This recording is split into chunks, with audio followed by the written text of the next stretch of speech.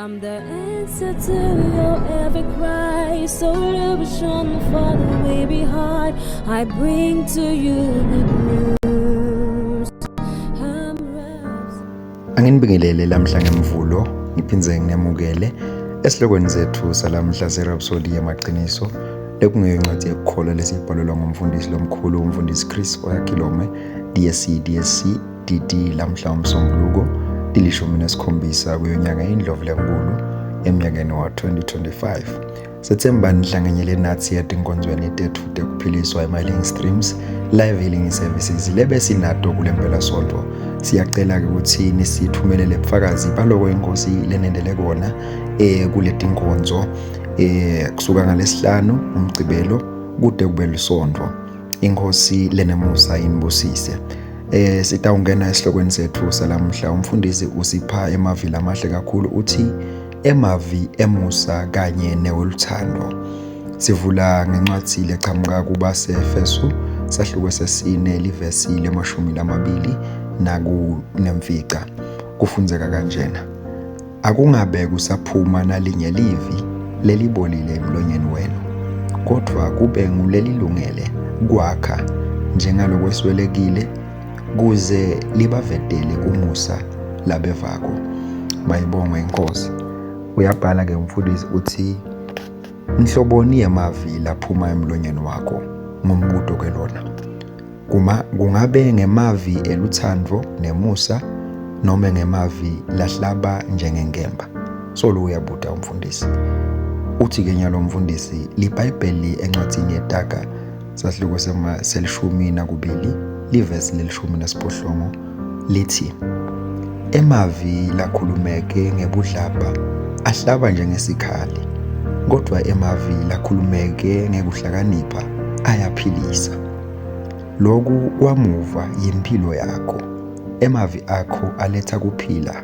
kulabalimele kanye nalabephukile emoyeni amen umfundisi uthi ungakhulumi amagama lakhuba futhi emukela abanye kudethemba sekela uphakamise ubusise futhi ushumayele umusa kulabanye ngemavi akho umlomo lethulusi lona kwelona nguNkulunkulu kwakha hayi kuphinzisela inzondo noma emavi lanengekako ladala ingabano noma umbango umfundisi uthi thatha inhlakanipho kuJesu abehlala akhuluma emavi laphakamisako lakhako lathuthutako kanye nalathinza umphefumulo labo labe bamuva ngetikhathi teleBhayibheli bebangadzinwa ngemavi akhe kanjalo nebantfu ngekusho kweLibhayibheli bebamlalela ngekujabula lokho ngakutfola encwadini yaMakho sahluko se-12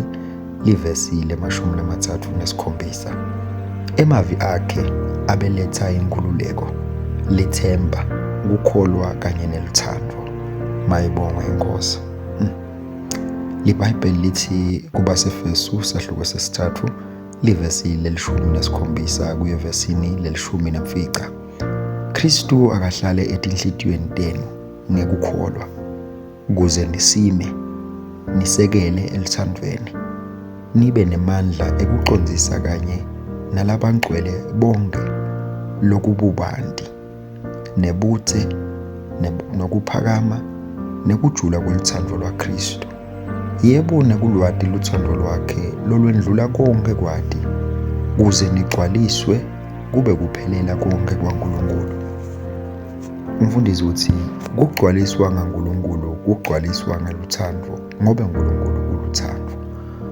luthando lwaNkulunkulu luthelwe enhlitiyweni yakho ngamoya longcwele kodwa lubonakaliswa ngemavi kanye netendo takho ngakho ke yatiwa ngemavi akho emusa neweluthando wonke umuntu kufaka ekhathi bantwana kufanele bakhululeke kuba seduze nawe ngoba bathi ukuthi lonke livi leliphuma kuwe litabakha futhi libaphakamise nekutethemba kwabo impilo yabo ifanele ibe sibusiso kuwo wonke umuntu mayibongwe inkosi umfundisi uthi lungisa ingqondo yakho ukuthi ibe ngumthombo wekuthula kanye nenjabulo.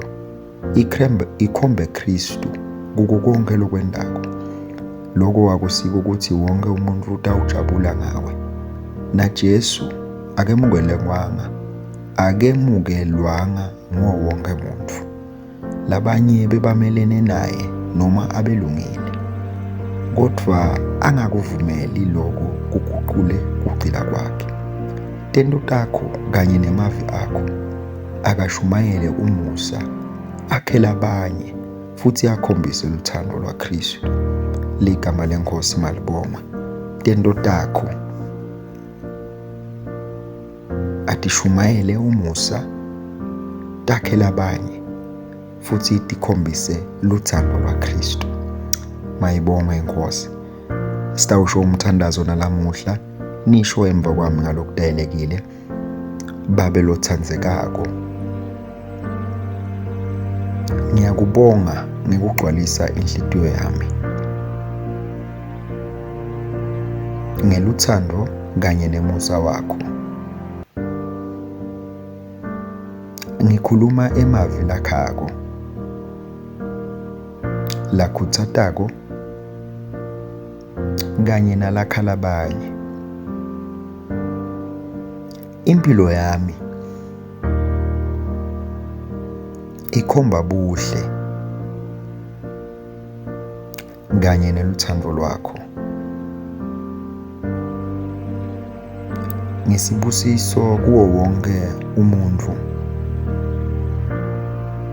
loseduze nami, futhi netento tami tikhomba impilo yaKristu lekimi. Egameni laJesu, amen.